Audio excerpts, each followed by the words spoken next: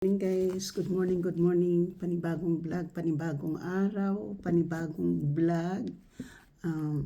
Ngayon guys ay kakain po ako ng breakfast. Kasi kakain po ako ng breakfast guys dahil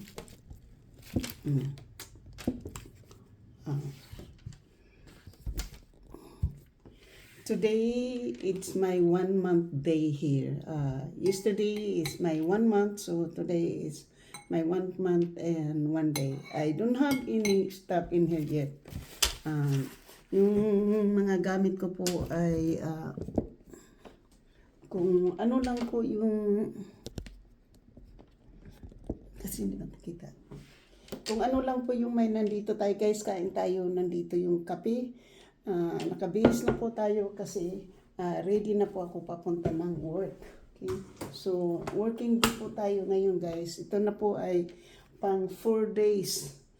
Dapat every Friday ay day off po ako. Pero itong week na to ay the whole week po akong may trabaho hanggang bukas. So, last week ko na po bukas. 6 o'clock po labas po everyday. Dapat ngayon po 5 o'clock yung kain tayo guys ng oatmeal. Dapat ngayon ang labas ko ay alas 5. Tsaka kahapon. Tuwang-tuwa pa ako kahapon gawa ng lalabas ako ng alas 5. Mayroon akong pupuntahan. Pero bulyaso hindi natuloy So anyway, 1 month ko na po ngayon. Yung furniture ko po itong table, couch ay kade-deliver lang at saka bed. Kade-deliver lang po nung Friday. So 1 week today na itong aking bed, table at saka sofa. Ngayon po darating na po yung covered ng sofa. Nag-order po ako ng covered ng sofa. Ay darating na rin po. So ngayon po wala pa sa June 8 ko pa po makukuha yung aking mga gamit sa storage kasi po busy nga po. Pangalawa, pera din po yung kailangan natin sa ating paglilipat. So dahil magsusweldo po sa Biyernes, may pasok na po yung pera ko sa Social Security, magbayad po ng renta. After magbayad ng renta po ay magsusweldo din po ako sa Old Navy. So, bali double po yung kikitain ko po. Kasi medyo malaki po yung kikitain ko ngayon sa trabaho. Yung pala, everyday po, mayroon akong 8 hours. Tapos 7.5 hours everyday. Pagod na po ako. Simula ito siguro po is a bliss. God bless me with this one po, no? Kasi simula po nalipat po ako dito sa apartment na to, ay naging pouring po yung tulong po sa akin, no. Pagos ito pong ginagamit kong spoon ngayon, hindi po galing sa hindi ko po yan binili, 2 piraso po yan binigay sa akin ng aking case manager. Tapos yung ano naman po yung itong bowl binili ko, ako yung bumili. Pero itong cup akin din yan.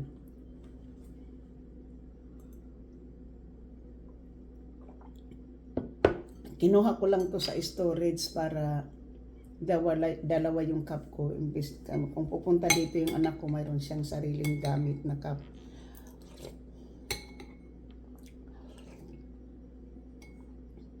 So, kung ano lang doon yung sinusuot kong damit guys. Damit ko ito nung nandun ako sa shelter. So, simula nang lumipat po tayo dito guys, it's a blessing. It's a blessing na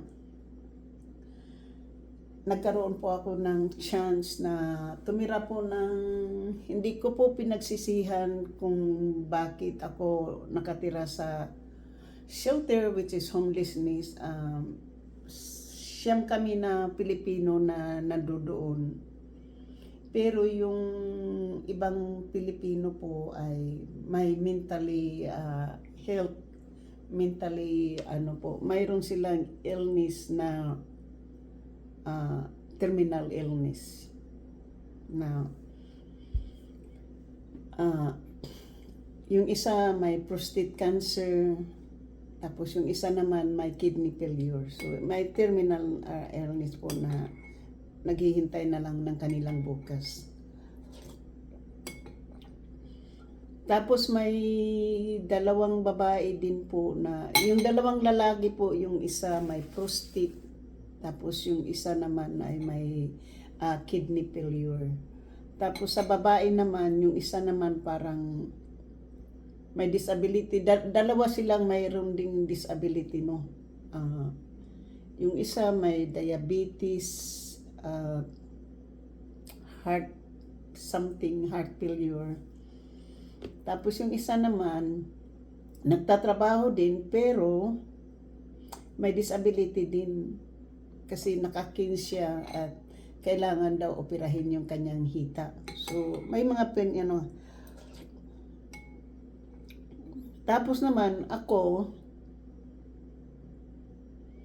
si Art, tapos mayroon pang isang Pilipino na nagtatrabaho din ng caregiver ata. Tapos si John Paul o James. Bali, siyam kami. Si Norma, walang yung Norma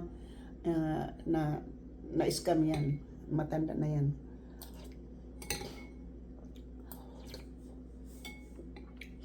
So ako lang po siguro yung si Art, ako at saka si Art yung lang siguro ang pinaka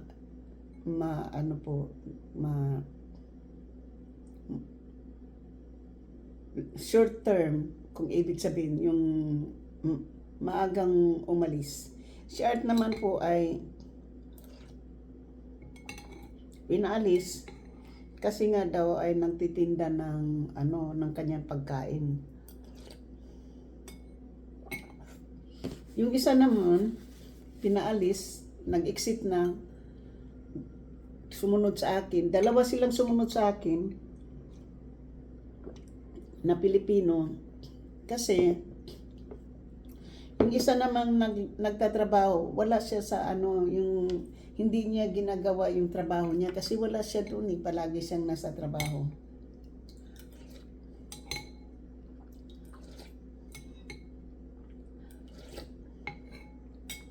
Kaya pinaalis po siya. Ako naman, hindi naman ako pinalis kundi nakakuha ako ng trabaho o ako dito. Ngayon po, pagka na kompleto ko na po, bibili po ako ng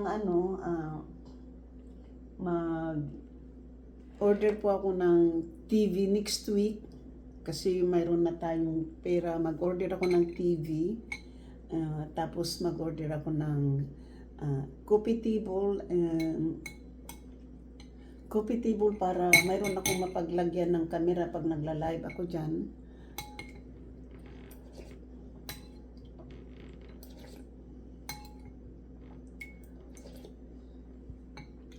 At saka TV para pagdating ko, hindi ako boring boring pagdating, wala akong mapapanood.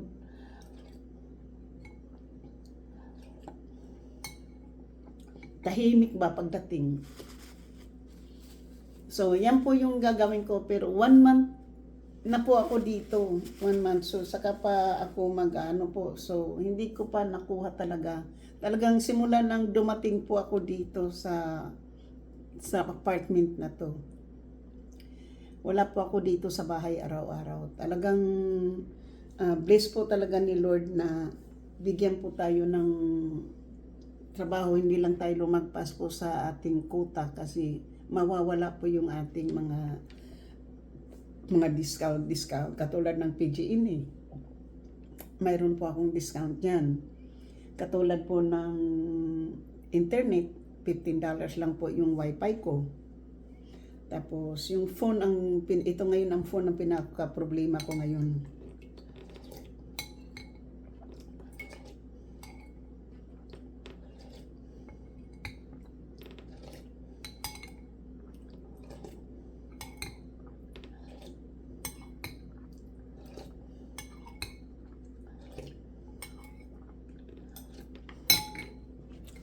Kasi po, yung problema ko po yung phone. Kasi kinancel ko na po yung isa kasi hindi nga na hindi nga po ma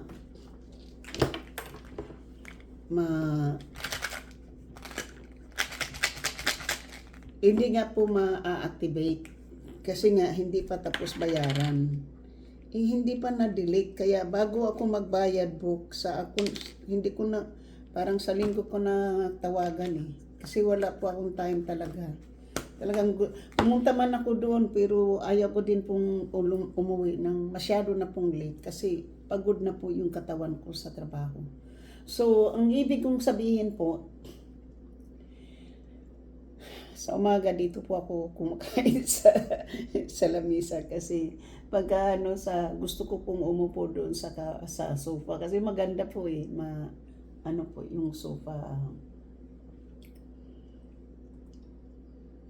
ma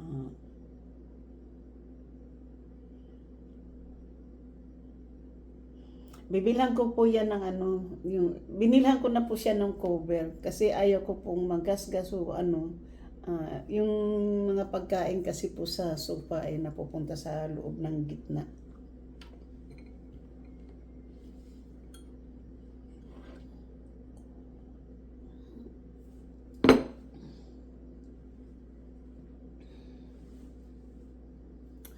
So,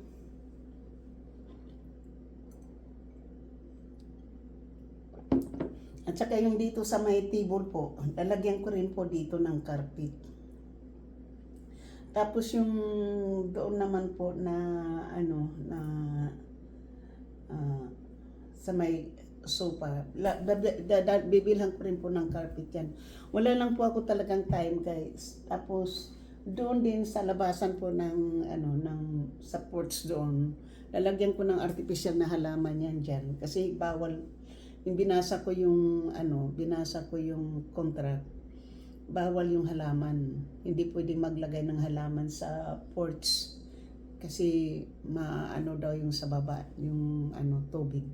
Kaya ang ginagawa ko lang po siguro magkuha na lang po ng artificial halaman para tapos dito po siguro sa loob magkuha ko ng yung inside plant. Tapos po dito wala pa po nga akong pera ang may rag lang po dito sa apartment ko po ay yung banyo lang. Yun lang po yung kumpleto, may rag siya, may shower curtain kasi kailangan yung shower curtain sa rag doon kasi araw-araw mong ginagamit. Dito po, wala naman tao. Tapos yung kusina, wala pa rin po akong rag. So, ang gagawin ko po yan, po ako sa Thursday. Di ko lang alam kung mag-a-attend po ako dito sa party dito. Kasi nakita ko coffee and cake lang. Hindi naman ako masyado sakit. Pero gusto ko po kasi makita yung mga tao. Siguro po, pwede akong lumabas ng umaga, punta ng Cusco, o punta ko ng umaga para pag 2 o'clock, nandito na ako para makita natin kung para makamit ako ng mga tao. Kasi wala talaga pa akong, 2 pa lang yung na-meet ko ditong tao. Nakikita ko sila po na may nandito. Gusto ko rin pong magkaroon ng kaibigan, diba? Kahit na medyo bata ako sa kanila, gusto ko rin pong magkaroon ng kaibigan na makausap. Mga tao dito po, sulo-sulo lang. Walang yung aga pa po para pumunta sa basta.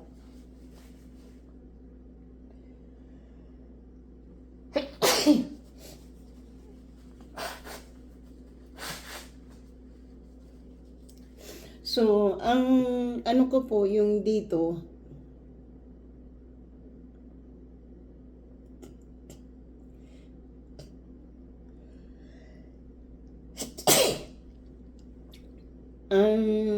wala pa po ang nakilala ko lang po yung tuto, yung next door po lalaki, ang pangalan daw niya Dennis. Pero hindi rin kami masyado nagkikita. Isang beses na na-corner niya ako sa Sabado ata yung kasi siya allergy po yan. Naglalabas siya, na-corner niya ako sa labas paglabas ko. So, yan po yung nakilala ko lang. At saka mayroon akong nakilalang, nakalimutan ko rin yung pangalan ng Pilipina na nakita ko rin sa elevator. Tapos yung mayroon akong nakilala din ditong nasa 2 to 6 o 2 to 5 siya. Kasi ako 2 to 3. 2 to 5 o 2 to 6. Nung naglaba kaming dalawa nung linggo, Lunes.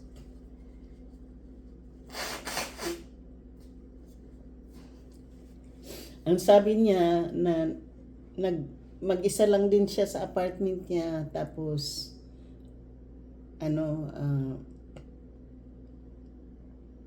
nagtatrabaho din siya. Matanda rin siya, hindi ko lang alam ha, kasi ang mga puti po or mga Latino, ibang mga puti po no. Matanda sila tingnan pero bata pa pala sa'yo. Katulad ng mayroon akong customer. Akala ko po ay matanda na po siya sa akin. Yung pala 62 lang siya, so 6 years akong mas matanda sa kanya. Kaya sabi niya, you look good. You look good at your age. So, yan po yung, hindi ko po pinagmamalagay yung sarili ko po Dahil yung mukha ko talaga po, hindi po siya mukhang matanda. So, katulad kahapon po, naiinis po ako doon sa kasama ko sa trabaho. So, ito lang po, nandito na lang po tayo, mixed vlog na lang ito kasi 1 month na po ako dito. Wala po tayo palagi dito sa bahay. Biniblis lang po ako dahil binigyan po tayo ng oras na po sa trabaho. So, hindi ko lang po maano po yung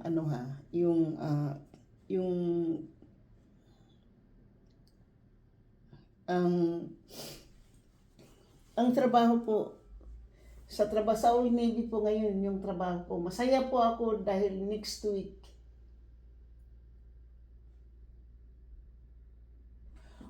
so yung next week po na schedule ko po ay mayroon akong 10 to 3:30. So hindi po ako mag-stay kasi mayroon po akong doctor appointment dyan.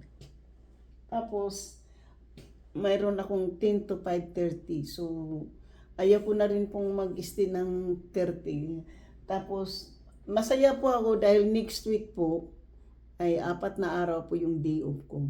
Gusto kong ipahinga yung katawan ko po dahil hindi na po ako bata. Kung gusto nila ng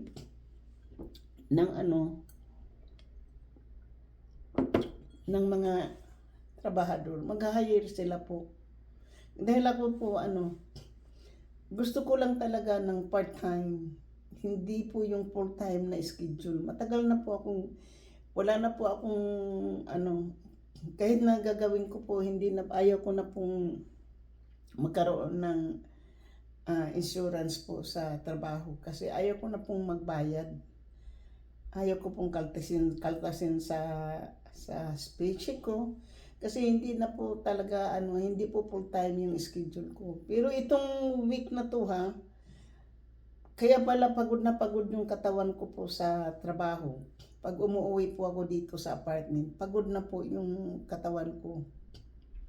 Yung nandoon din po ako sa shelter, mayroon kaming 1 week na tatrabahuin kapag naka-schedule ka na 1 week nakatrabaho ka rin po. Talagang 1 week ay nagbibigay ng schedule para sa iyo. Kaya alam naman din po ng mga staff doon na ako'y nagtatrabaho talaga ng aking project doon. At saka alam nilang nasa labas ako palagi at sinasabi ko, I'm sorry, I'm gonna do my work later kasi I'm working, Alam nila kung anong oras ako dumarating, kung maaga yung labas ko, maaga din ako darating. Kung late naman ako uuwi, late rin akong lumabas. Sabi ko sa kanila, if I'm late, coming home late, ang ibig sabihin, may isang matanda din doon na sabi niya, I'm worried about you because I never seen you. Sabi ko, yeah, don't worry about it because I am working. Kung ma sa I'm working, and also if I get off late, I get home late. Don't worry about it. Tapos yung doon din sa simula din nang napunta po ako doon sa shelter, di ba?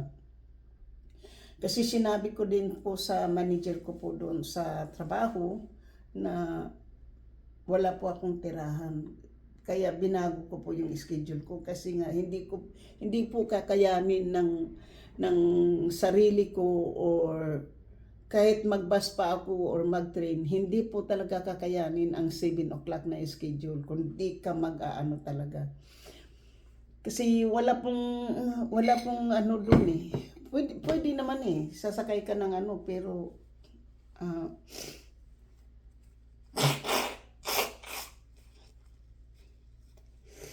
sinabi kasi na dangerous po yung yung maglalakad ako mag-isa. Kaya hindi ko po yan ginagawa. Kasi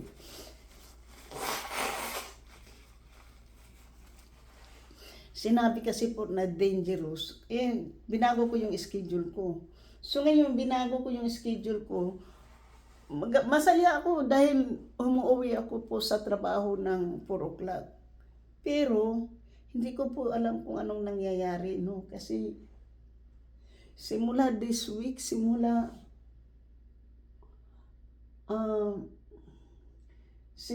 nung May 12, yun lang yung last day ko pong yung hindi rin ako nakakalabas ng maaga kahit na yung schedule ko ay maaga. Hindi. So, binibless ako ni Lord pagdating sa aking trabaho. Binibless ako ni Lord sa pagdating ng trabaho ko kasi sasakay ako ng sasakay ako ng bus. Pero 10 more minutes, lalabas na po ako, papunta na po ako ng bus stop. Kasi ang bus ay 8:30. Ang train naman ay 8:40, 8:41, something like that. So, hindi na baling kasi may time pa ako. Pagdating doon, marami pa akong time eh. Kasi 10 o'clock pa yung umpisa kong magtrabaho. Gusto ko lang umalis kasi ng maaga. Kasi sumasakay pa ako ng bus at saka train. Hindi na baling kumalit ko mamiss ko yung train, mayroon pa akong time na maghintay kaysa pupunta ka doon ng hindi yung alanganin. So binibless po ako ni Lord ngayon dahil alam ni Lord na kailangan ko yung pera dahil marami pa akong kailangan ditong bibilhin. May kompleto naman ako ng mayroon akong bid sa storage. Tapos dati mayroon akong dresser, pero binigay ko sa aking stepdaughter yung dresser ko. Wood yun eh, wood. Hindi yun hindi yung mumurahin. Yun. Kaya lang, titingin-tingin ako dyan sa lingko sa St. Vincent de Paul ng may kasi dyan eh. Kaya lang wala po akong car na pwedeng pagdalhan ng furniture dito.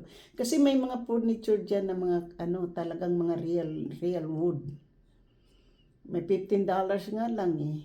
So, titingnan ko, hindi ko na kailangan ng brand new, pero kung naman, may murahin lang kahit na mayroon namang dresser na fabric dresser na pwede ko namang gamitin, di na baling hindi ko naman kailangan ng mamahalin dahil ayaw ko rin ng ayaw ko nga ng sofa eh. Kasi bibili na lang ako sana ng ottoman na kaya nang libre naman sa akin bigay sa akin itong table, bigay din sa akin yung sofa. Kasi ayaw ko po yung yung furniture dahil nasa apartment tayo palipat-lipat, di ba? Kaya yun po. Yan po yung inaayawan ko. Kasi pwede namang pwede namang i-dismantle yung sofa at saka table. Pwedeng i-dismantle. Tsaka ito, hindi naman to talaga wood eh. Parang linoleum lang po inilagay dito eh. Yan, linoleum lang eh. So, pero maganda, diba? Maganda yung lamisa. Maganda yung kulay. So, hanggang dito na lang po. Ito po ang 1 month ko po dito sa apartment at binibliss po ako ni Lord sa work dahil binigyan po ako ng oras. Masyado naman pagod yung katawan ko pero kailangan ko ng pera para sa pambili po ng furniture. Kailangan ko po ng TV, kailangan ko po ng dresser. Wala pa po akong dresser pero kailangan ko pong bumili din po. Gusto ko pong bumili ng ng gloves kasi kailangan kong linisin yung labas dyan na bintana. Kailangan ko rin bibili ng squeegee. Pero pupunta ako ng dollar store para doon ako mamimili. So, sa next week, kapag nag-day off po ako, pag hindi ko magawa ng Thursday, Friday, kasi may Pilipino na bus driver na free. Pupunta ko sabihin ko kung pupunta siya ng dollar store kasi hindi ko pa alam yung dollar store. So pag hindi naman, punta po ako sa Ross. Doon ako mamimili or Marshall. So, yan lang po. Thank you kasi paalis na po tayo. Thank you so much and I love you guys. Sa muli, sa hindi pa po nakapag-subscribe, please subscribe my channel and hit the notification bell para ma-update kayo sa aking mga bagong upload. At sa aking mga minamahal na mga subscribers, silent viewers, sa mga W's, kaibigan at hindi, miga love shout out. At sa aking mga minamahal na mga members, super chatter, at nag-isang sponsor na si GC Pinariho, mega love shout out. Hindi ko na po kayo maisa-isa mga super chatter dahil sa dami po nyo at nakakalimutan ko na po ang inyong mga pangalan na baka hindi ko po mabanggit yung iba pero alam ko po kung sino-sino kayo. Kaya lang po sa haba na po ng ating live. Papunta na po ako ng work. Thank you so much. I love you guys. Bye-bye. Maraming salamat po. Ang buhay ko ay wither lang. Ito po ang 1 month ko po dito sa apartment na to. Kaya nga sinasabi ko sa inyo palagi. Kapag pag nagla-live po ako, pag mayroon na akong apartment, magla-live ako kahit anong oras. Walang makakapigil, walang makaano. So ngayon po, kita-kita tayo mamaya sa live ko po pagdating ko mamayang gabi. So, pangalawang araw na naman po ito. Magbablog na naman po tayo. Thank you so much. Love you all. Bye-bye po.